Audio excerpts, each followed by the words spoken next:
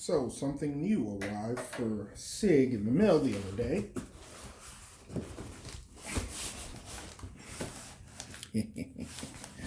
So we're going to open it up together, see what's in here.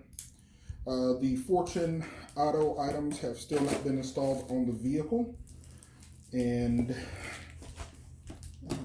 still deciding whether or not I'm going to actually do the install with my dealership, or if I'm going to reach out to a relative who has a lot of experience and is ASE certified and all that stuff to have them do it. But this was the initial thing I wanted to do to SIG. So this is, of course, a Steeda H pipe, and it is just beautiful. I went with Steeda as opposed to a Roush for one reason only. And that reason is these bad boys. You see, Steeda uses a clamp that's more akin to what you would see with the Ford Performance, which is surprising because Roush does not. Roush's clamps, based on what I've seen and what I've read in reviews, is a little bit smaller. So nothing against them, it's just their clamps. Now, as far as how this looks, I'll leave the other clamp on, pull it out and look at it together. This is beautiful. Okay. All right. So now there are multiple options you can go with when looking for an H pipe. I think the coolest one right now is, of course, the Corsa double H pipe, but that is $600 bucks. I ain't got that, man.